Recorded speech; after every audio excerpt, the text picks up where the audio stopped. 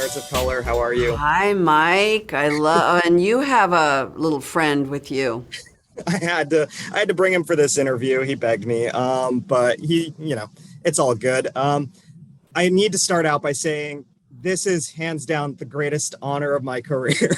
I, I can't believe I'm getting to talk to you right now, and this is huge. So I'm going to try and be as professional as possible, but thank you You so know what? much. You want to know the truth, Mike? Yeah, sure. Be who you are right in this minute, because that's all I've tried to do is be who I am or who Laurie is in the moment. I don't need to fucking sell you anything.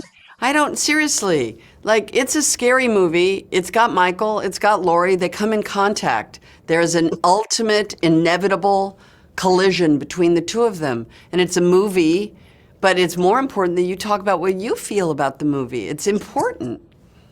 Well, I loved seeing this as a conclusion for both Laurie and Michael.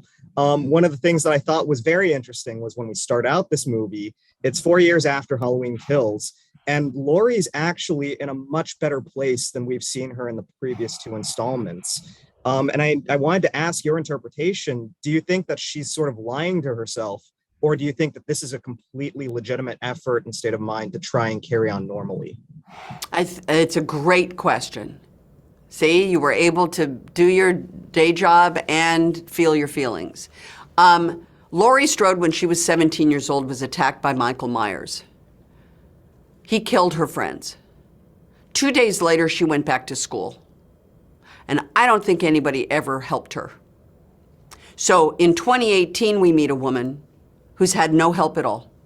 And she's been banging around life like a pinball and pinball machine. And we meet her behind razor wire. And I say emotionally behind it, spiritually behind it, physically behind it. And the culmination of those first two films is the death of her daughter, Karen, in this violent opera of death and destruction wrought by Michael Myers. You cannot start a movie at that point. It's too intense. So David decided to do a time skip and jump ahead 4 years. And during that 4 years, Laurie Strode has finally gotten what she needed all along: mental health help, trauma therapy, grief counseling. And now we meet a Laurie who is not in a deluded state. She's in a state where someone has said to her, you have a choice, life or death. That only. And Laurie has chosen life. She has her granddaughter to live for. And she walks side by side with her grief. The grief is always next to Laurie, but it isn't consuming her. It's next to her. And that's the glimmer of hope that you're talking about. I don't think she's deluded. I think it's the appropriate place to talk about what the movie is really about, which is victim shaming. Absolutely. So you set it up. You see her smile for the first time in her life in a long, long time, and then you crush her with not Michael, but the community who blames her for Michael. And that is as dangerous as Michael Myers. 1,000% blown away by that answer. And it actually answers the question that I was going to ask, was what you hope survivors take from this movie, because this is a movie about survivors. Yes. But you absolutely crushed it. I can't top that. Jamie, this has been one of the greatest moments of my life. So thank you Okay, so much. I feel it. I'm not going to say, of course it is. You know, I'm not that person. I'm trying to be able to receive this energy from you. Really. It would be very easy for me to go, oh, no, it's fine. Thanks a lot. And I'm really trying to be authentically moved by what you're saying. I do it for you. I don't do this for money. I get paid, but that's not why I do this. I do it because I'm an artist. And artists make movies for you, for fans, for people to respond back to the characters that we portray.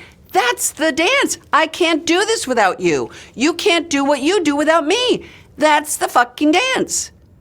It's a dance. It's a partnership between you and me. So for you to say this is important for you and have me do anything but say, wow, thank you, that's beautiful, I receive it.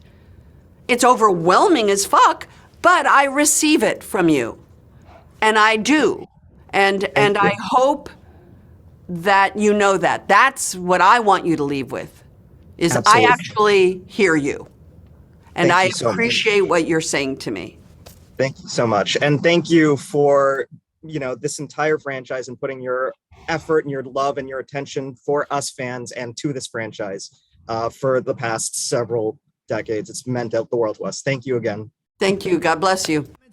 Fanboys, professional artists, and professors. Maybe a nerd who's just like you, talking about the things that you like too. So I invite you to the NOC. In full color, you see me. The hard knock life. Comics, movies, and TV. Yeah. Pop culture with a different perspective. Watch it on your screen, hit play, so check this.